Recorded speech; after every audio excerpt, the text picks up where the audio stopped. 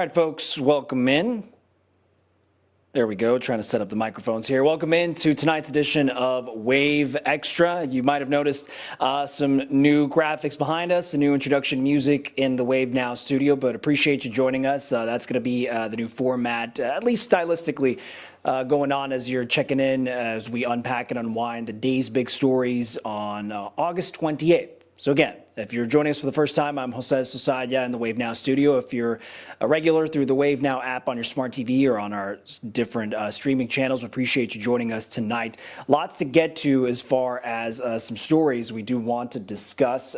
Chief among them, a pretty sort of what you might hear is a crazy headline, and thankfully the end result was not as worse as it could have been because it all started with an SUV being stolen, but on top of that, we learned in this case there was a 9-month-old baby inside. But now a man is in jail facing not just the auto theft charges, but kidnapping as well. I want to show you a little bit of that initial video, if we can bring that up a little bit there. And I'm going to play this one first. What you're seeing there was the mother of the victim.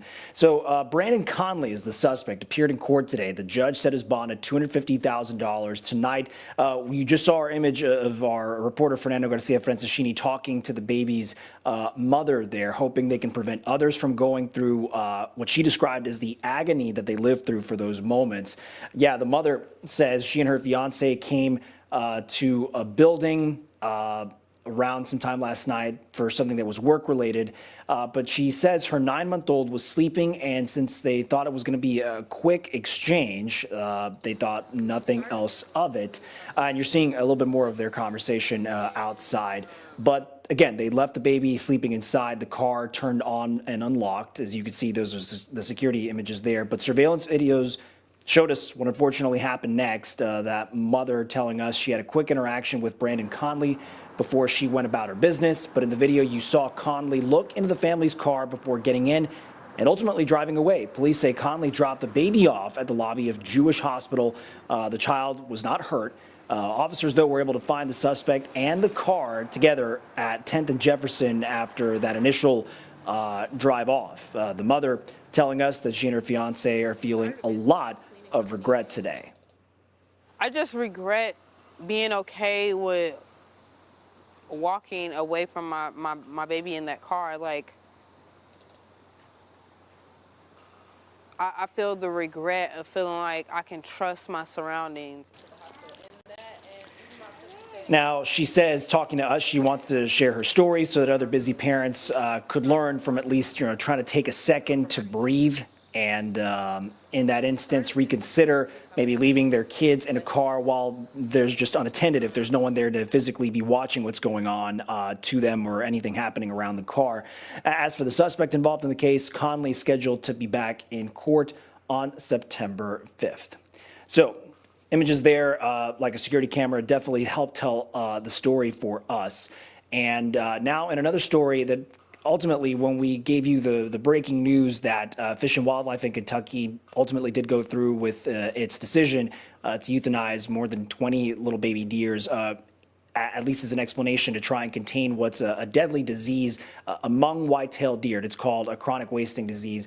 But tonight, Broadbent Wildlife Sanctuary is addressing why Fish and Wildlife made the decision to do this at their facility. And as a reminder of some of those initial posts that we had been reporting on and some things posted to social media, the agency at least confirming they did put down the baby deer Tuesday night. Fish and Wildlife saying they were in the Meade County facility, though in violation of a state regulation that is in place right now to limit the spread of CWD. Broadbent talked about the situation in a post on social media specifically recently and new. They wrote that they never tried to hide the fact that they had the fawns, raising them or covering up the fact that they were there to take care of them. And we have some graphics with some statements to read you as far as what part of the statement was that we had seen. So part of that reading, if we missed a vital communication regarding any changes to the prior regulations and guidelines, it was not a malicious act or intentional violation of the law on their part. It goes on to say that as a sanctuary, they always It operated with the compassionate care of the animals being their primary focus. Now, you can read the full statement. It's part of our ongoing reporting, updated stories on our website, wave3.com. We know initially there was criticism from animal advocates as to the decision that happened and perhaps which counties were put under these watches for a deer that may have been tracked, found to have shown positive signs of chronic wasting disease. But ultimately, this is the Wildlife Sanctuary's response after Fish and Wildlife then came in to establish its authority to do what it did to euthanize those baby deer, those fawns. Another update tonight, there are funeral arrangements we now know of for a Raywick firefighter who ultimately died because he was so badly injured in a crash. Lieutenant Brian Hatt, he was out going to a call Friday with another firefighter when their tanker truck fell off the road, rolled over. 51-year-old Hatt died in the hospital Monday. Hatt was an Army veteran. He served with the fire department for 12 years. His peer, fellow firefighter Leonard Winkler, he's still recovering from his injuries, being treated and tended to. But to the point that Hatt's funeral, we now know, is this Saturday at 2 o'clock at the Marion County Event Center in Lebanon. Winkler is being listed as an honorary pallbearer as a token of tribute to his comrade there. For the family, they had said any memorials can be sent to supportingheroes.org. That is the update from the family after what you see there is Hatt was an organ donor as well, so that was part of that procession. And then here, the later parts of the procession, this caravan of police and first responders taking him back to his home in Raywick. And another update for you all tonight. It's a story that we weren't sure was going to have a fixed date for this big event in Central Park, but we've now learned that there is that date set thanks to perhaps some pressure and some planning and logistics for the team that should be involved. So if you remember our conversations with Councilman J.P. Lininger, I said the beloved event has been rescheduled now to Sunday, September 28th. It's going to be from 2 to 5 in Central Park on South 4th Street. The new date comes after a pretty strong community pushback, or at least a push to make this happen because it's such a big annual tradition. In our past reporting, poor planning, lack of funding were the source of the cancellation. The predominantly black audience has made this their own Louisville cultural tradition, so something they definitely did want to get done. All right, it is 8:13, a bit of a switch up since we are in TDFN season talking high school football. After this quick break, we're going to bring in our sports director, Kendrick Haskins, to talk about this week's game of the week. So I hope you stick around for that discussion. We're going to be right back with much more of Wave Extra, so stick around.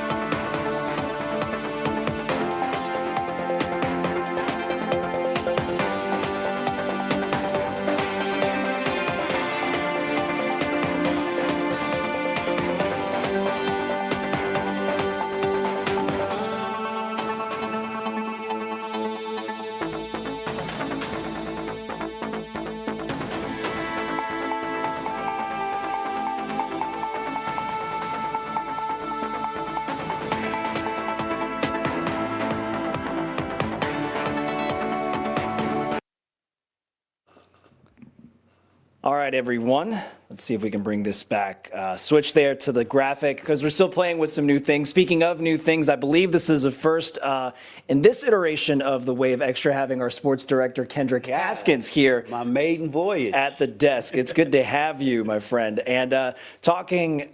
not just, we love to joke about this has been sort of a taste of fall. The real taste of fall is the fact that this is my first TDFN season. So talking high school football, college football is going to be so much fun to discuss leading up to the big games.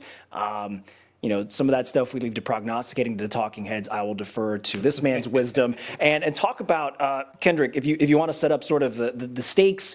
It is early in the season, but sometimes, you know, when you have a program, especially at schools with a lot of history, you might develop rivalries between players who turn out to be really excellent talents, and they take that on to different levels. I'm not sure if necessarily that's the case unless you want to talk about certain players that you're able to scout right now. But talk to us about this matchup coming up. I believe it involves Male and Ballard. Yes, it's our Touchdown Friday Night Game of the Week. This is one of those rivalries where a lot of these kids, because Male pulls kids from all over the city. So a lot of these kids, Male and Ballard kids, are from the same neighborhoods. And so they've been longtime rivals. Then on top of that, their games have been insane, especially in the postseason. Just last year, Ballard eliminated Male in the playoffs at Male 23-17 in overtime. And then the year before that, Ballard had a game. They had the game won. They had the ball 1st and 10 on their own 1-yard line, literally last play of the game. All they have to do is snap the ball and down it, fumble the snap, Male scores a game-winning touchdown to win it. It's the could-have, should-have, would-have feeling, and perhaps a sense of, I don't know, payback is maybe a word to put it, to sort of like, and you got us last season. Yes. And when was hear Coach Wolf talking about it, he talks about it. He's like, you know, in 2022, we beat them at the beginning of the season. They beat us, and they go back and forth. These two teams go back and forth. It's a true rivalry because you never know who is going to win that game. And then for Male, they play rivals 3 weeks in a row. They play Ballard this week, St. X next week, and Trinity the following week. So their schedule does not get any easier after they play. It's like running the gauntlet this early, isn't it? Yes, it is. And for them, and they opened the season with Butler. They won pretty big. Butler's been down. They're building back up. Their head coach Gary Wheeler is just returning to the program, and so. But that's a rivalry game for Male as well, because the traditional schools, for a long time, they were owned two traditional schools in the city, so they're a long-time rival too. So Male opens the season with 4 straight rivalry games. And I believe some of your discussion for the teams leading up to the game, a little bit of that pre-game prep, who would you be able to talk to, Kendrick? We talked to Coach Wolf yesterday at Male. Actually, that's 2 days ago. It does. So we talked to him 2 days ago, and you can talk to him right now. He talks about the rivalry and how crazy it's been over the past couple of seasons. Sure thing. You know, they beat us to open the season, our second game in 22, and then we played them in the playoffs and returned the favor, and then they did it kind of the same thing to us last year. So, yeah, I think once you start to have it kind of back and forth, that's really where that rivalry comes from.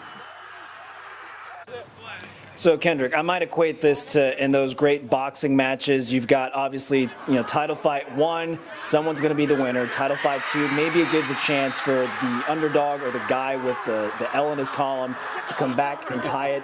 And so what you're really looking for is like winner take all, who is the man to win the final match in that boxing series, right? Right, and with Male and Ballard, they seem to always end up meeting again in the postseason. And so this game a lot of times makes a difference on who is going to have home field advantage for that playoff game. So that's why this game is so huge early on in the season. Ballard is led by their quarterback. His name is Larry Irvin, but he goes by Pee-wee. And it's been so fun to call him Pee Wee Irvin as you guys have been showing us some of that practice footage and just saying there's nothing Pee Wee about him. No, he's a huge kid. He's quite a stout young man. It's yes, just he's named after a character on the cartoon Bay-Base Kids, which is hilarious to me because I remember as a kid sneaking and listening to Robert Harris and that whole Bay-Base Kids skit. But He's a player. He scored that game-winning touchdown last year in that playoff game. So Ballard has had their round of success against Male because for a long time Male was dominating the series. But over the past about 3-4 years, these games have been great every time they meet up on the field. I'm going to chalk it up to recruiting and team prep, and it should be exciting for both fan bases, for both schools. So obviously, a lot to look forward to in that game of the week. Any other matchups for I guess we'll call this week 2 now. What's some other matchups on your mind? The big one is Trinity versus Frederick Douglass out of Lexington. They've had some great battles over the years. Frederick Douglass is a newer school, and they've been right there because 6A has been dominated by Louisville for as long as there's been 6A. And so Frederick Douglass is a newer school. They've been making way. They beat Trinity at Trinity a couple of years ago. It was the craziest thing, Jose. A huge storm hit Louisville on a Friday. I can't remember if it was week 1 or week 2, and all the games got postponed. Okay. So the game got moved to the next day on Saturday, and of course it's hot. And Frederick Douglass beat Trinity in that game. Well, Trinity goes on to win state championship that year. And they met, I believe they met again in the playoffs that year. Trinity beat them, and then Trinity has gone on. They've won the last 2 state championships. Trinity's quarterback is a junior, has been starting since he's a freshman. So he's won the state championship both years he's been in high school, looking for a three-peat. I mean, that's the kind of championship culture that even if, there's that bump in the road type of thing where it's just like this is a school that in that moment and weather and slick turf and grass aside, they seem to have had their number. I'm always curious, and this is, I'll let you folks know, is like, if I get into as I'm getting more into, Kentucky high school football and just connecting pieces and legacies and traditions is going to be something where, if Louisville has Lexington's number, I'm sure somebody who would want to rep Lexington area football regardless, even if it's your hated arch rival program to program, that you're going to want to say, forget it. Like it's time Louisville takes a back seat to perhaps our quality of players. The rivalry extends more than just UK and U of L. It is a rivalry between the two cities as well. But so talking about Trinity, one of my favorite coaches to cover in the area is Trinity's Jay Cobb. He's just as genuine as it gets.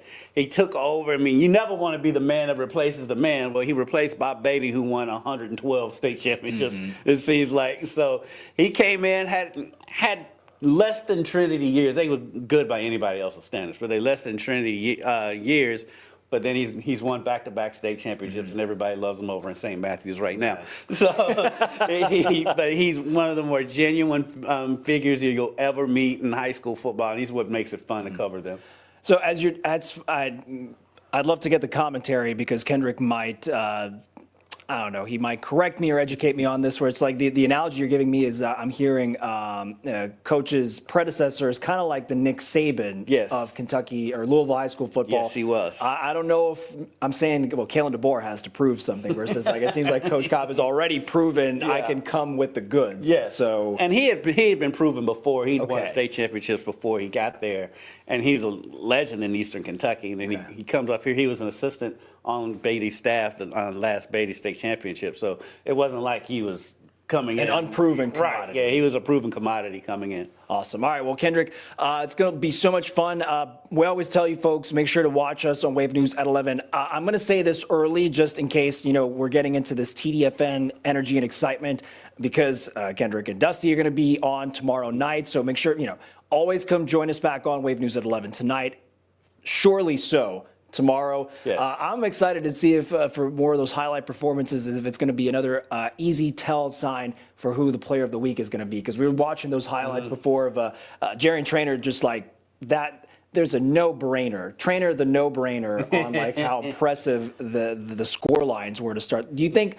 And I'll let you go after this, Kendrick. With a Malin Ballard type setup or the other rivalries, let's say, do we expect defenses will sort of stem some of that offensive firepower? Because we were seeing some blowout wins last week. Last week was a lot of blowouts. I think this week, especially the Mel Ballard game, I think it's going to be more of a defensive game. I'm kind of leaning more towards Ballard right now, just because, and no knock on Mel's quarterback. He's really good. He's still getting his feet wet. He is a senior, but he kind of split time at quarterback last year, whereas Pee Wee has been playing quarterback for Ballard for a couple of years now. He has a little experience. He has the win against Male last season, and Male lost a lot off of last year's team. So I give the edge to Ballard, but I do think the defense is going to show up for both teams in this game. It's going to be exciting. You sold me on it, Kendrick. All right, so we're going to hear more from Kendrick tonight, getting ready, of course, for the high school football matchups, college football, getting further into the season because you're talking the Cardinals, Cats, the Hoosiers. We're kind of in that triangle of we're going to be talking about all these schools. And we have to throw WKU in there too. They had a big win to open the season last week, and they got another big game this week. So it's here. Football for us has been here for about a month because the practices had already started, but the games are finally here. And this is for the fans. I'd be remiss if that, especially someone I know, is also going to want to make sure the Tops don't get left out of the conversation. Kendrick knows who that might be. Yes. All right, we're going to take a quick commercial break. We'll be right back with more Wave Extra.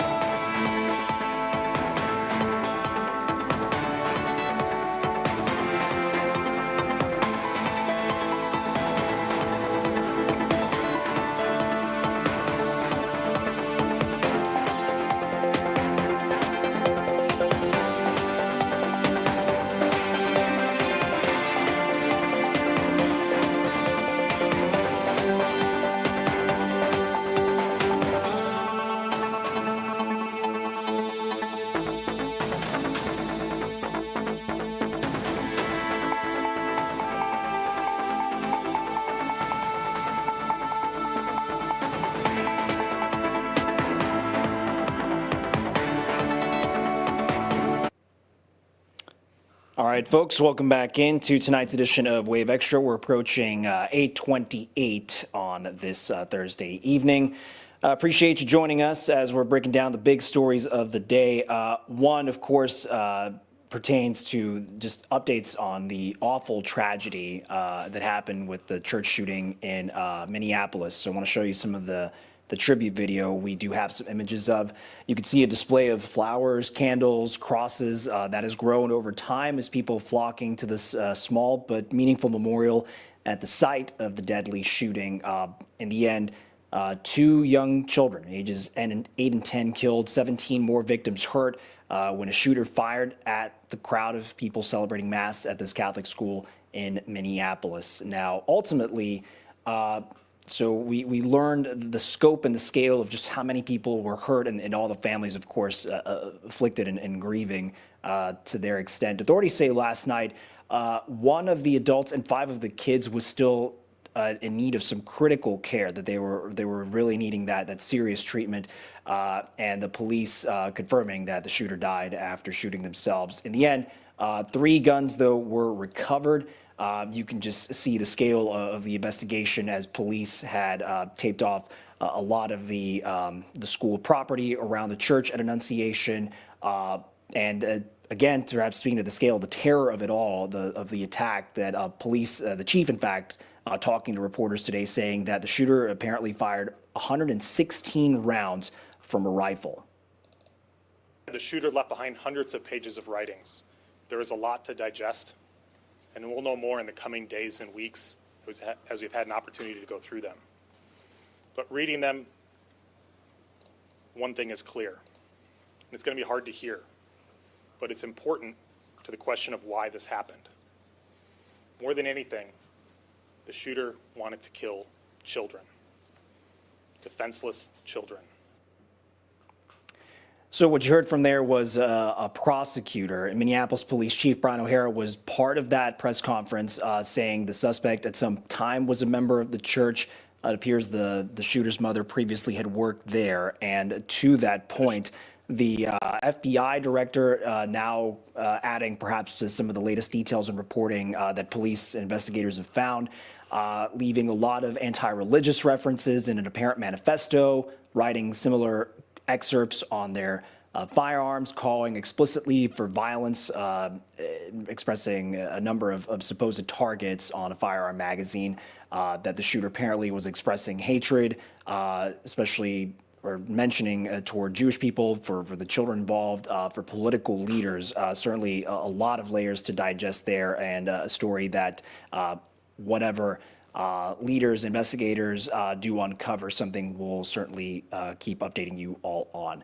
As we approach 8:31 and in the shadow of what happened in Minneapolis, we also in the context are learning of early childhood students at JCPS starting their first day of class for their semesters today. Students ages 3, 4, and 5, they start later than the older kids. So this would be right around that time where that's going on. But this year, the timing now bringing uncomfortable but important questions about security. So part of his day, Wave News reporter David Mattingly spent looking at how lessons and curriculums and strategies are already prepared to protect the district's youngest learners.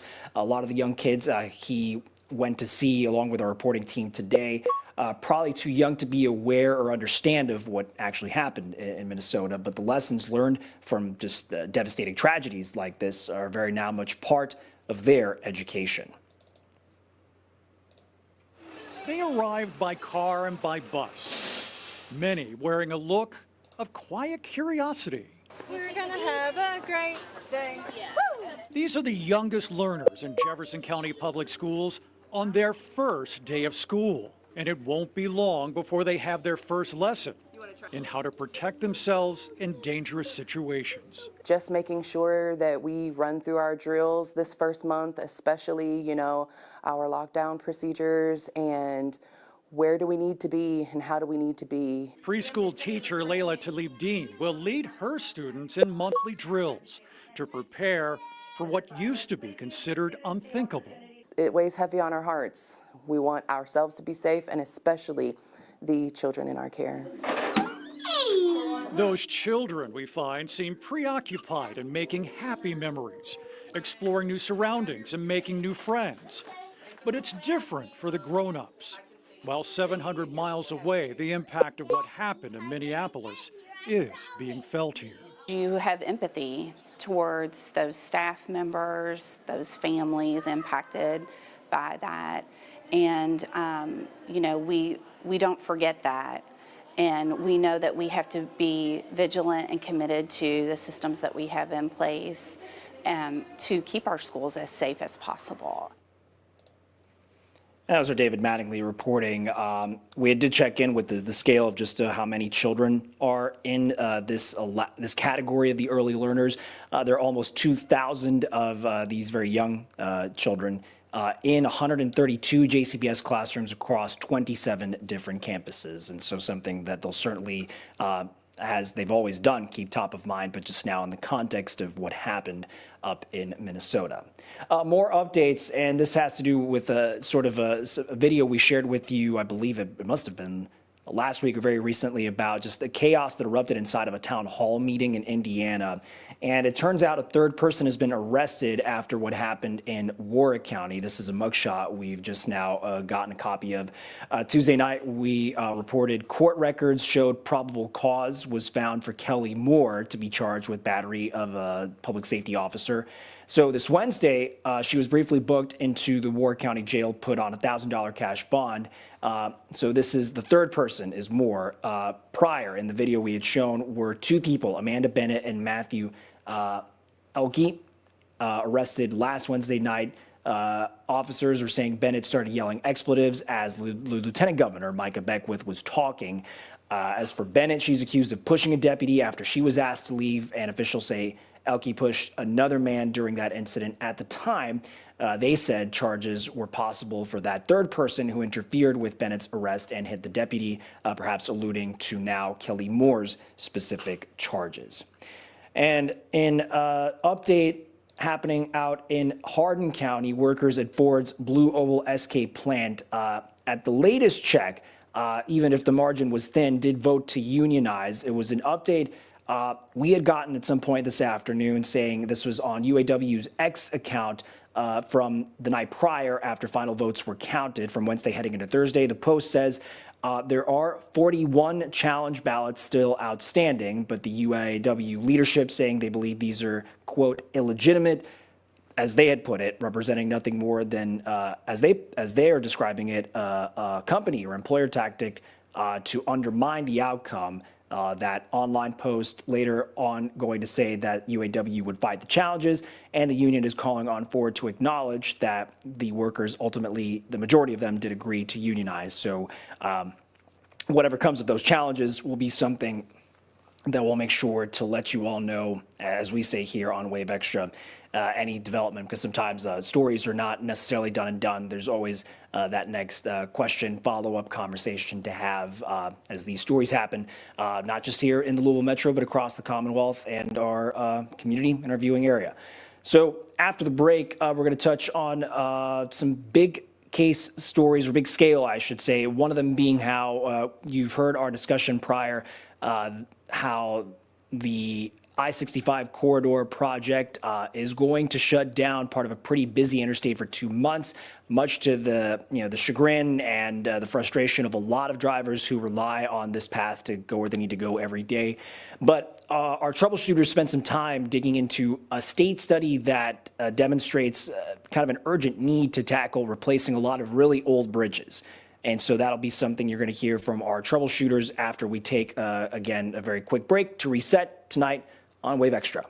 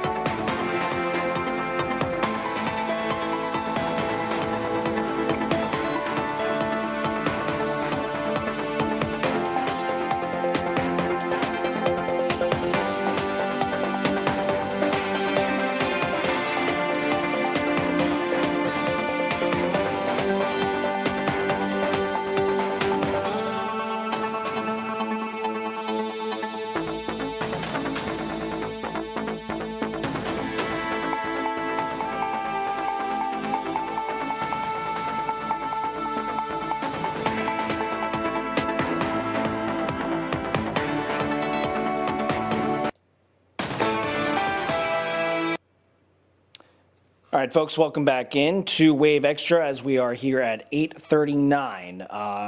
As I alluded to, kind of the big story, and we're certainly going to be talking about it at least until we get to it next summer, that I-65 corridor shutdown plan, closing it for 2 months next summer. Just the start, though, of a massive project to fix and replace more than a dozen bridges between the Ohio River, and the Waterson. And just to give you an idea of some of those spots, and really the care that's needed, the state saying it's been planning this for years to fix as many as 28 bridges.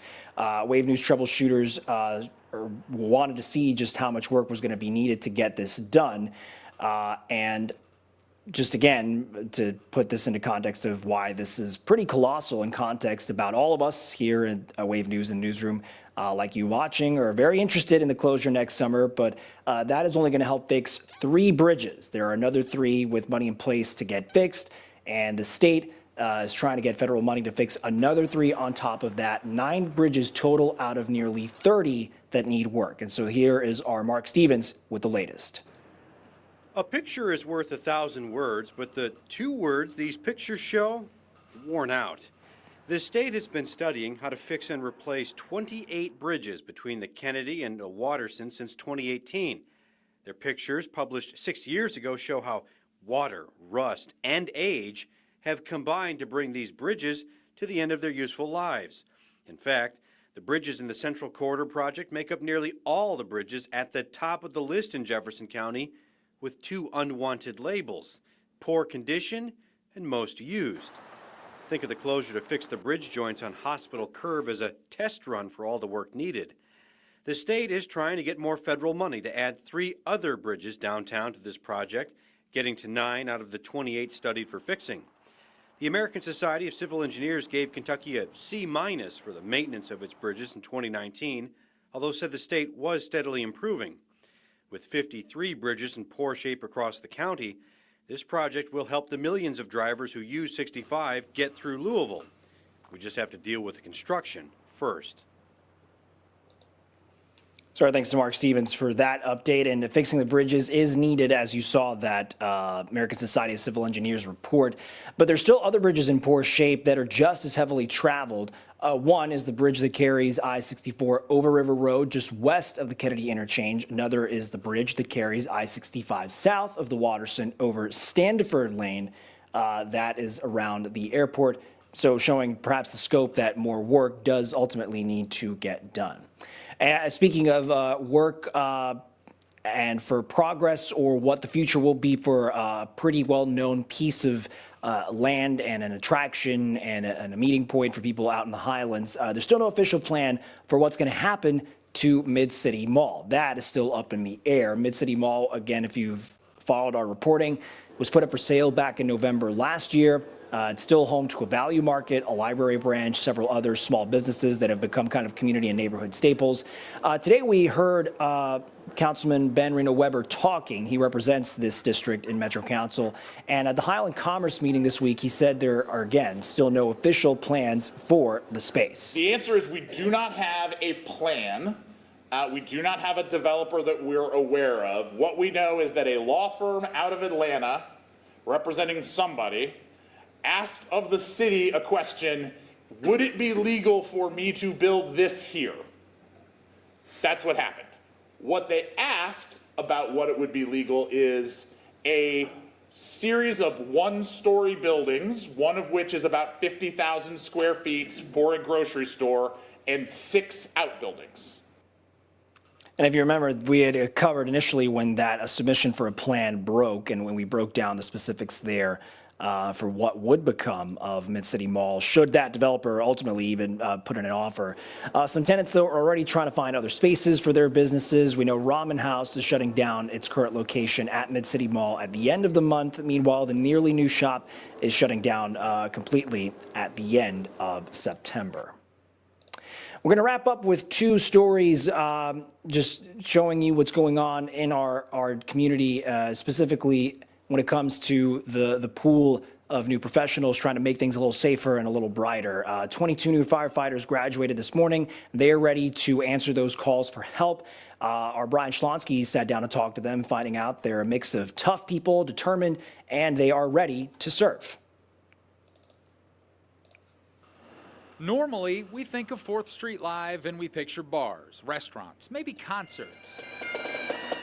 But Thursday morning, the entertainment space was filled with something else. Images of bravery, sacrifice, toughness, and the eager faces of graduating firefighters ready to keep our city safe. I'm really proud of myself. I'm really proud of my brothers. It has been a really, really long way to here. For graduate Junior Morales, it's not only been a long way through the 6-month training program, he traveled a long way, literally, from Cuba to get here. It's not easy to come to a new country and try to start a career like this. And we have been really good received here. A lot of people help us, so we have a lot of support from our families and our friends. New friends and now new firefighters like Debonair Baber.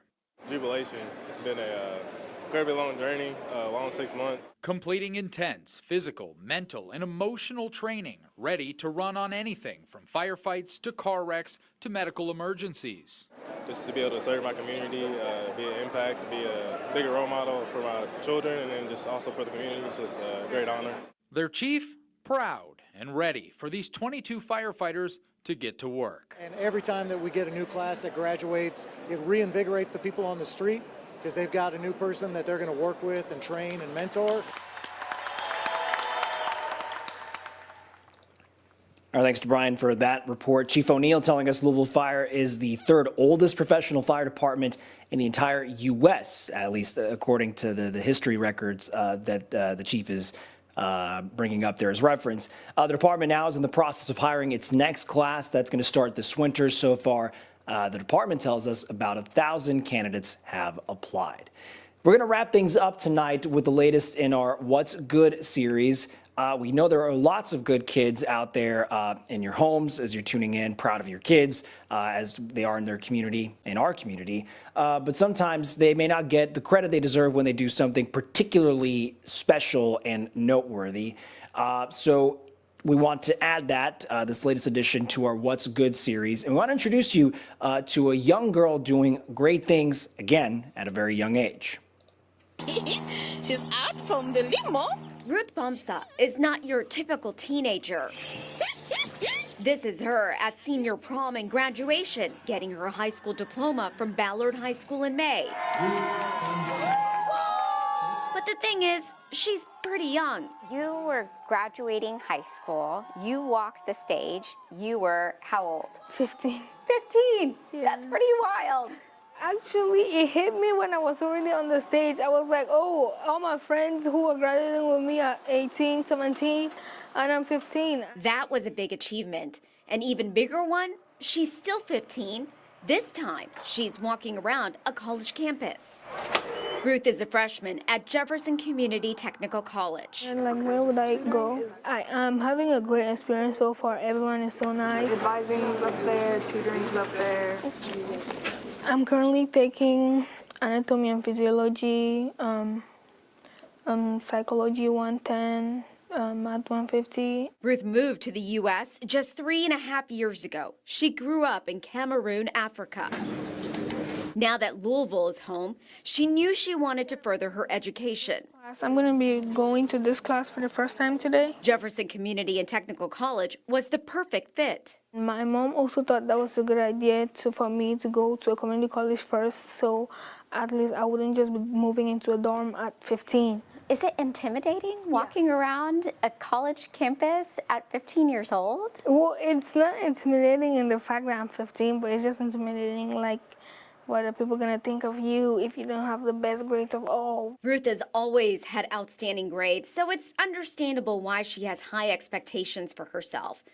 While she's wise beyond her years. Do people tell you all the time, you must be really smart? Yeah, people tell me that, but when they do tell me I was really smart, I tell them, actually, I'm not smart. I'm just a regular student like everyone else. Outside of schoolwork, outside of college now, yeah. What does Ruth like to do? Well, I like reading. I'm actually on my 5th Harry Potter book, but my mom was like, you need to take a break from that book because school's starting, girl. Right now, Ruth wants to earn her associate's degree and then go to a bigger school like U of L and pursue a career in the nursing field.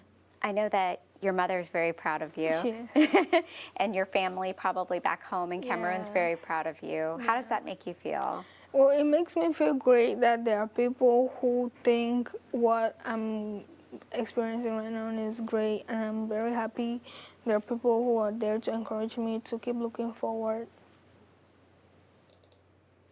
I want to thank our Myron. Sorry for having that conversation with Ruth, who also has a younger brother, and she does enjoy taking care of him, as she puts it, because now that she's in the position she describes, she's realizing more and more that she is a role model. So best of luck to her as she pursues her associate degree and any further education. By the way, for the folks tuning in on the social stream, so I'm seeing you on Facebook, YouTube, Twitch, and X.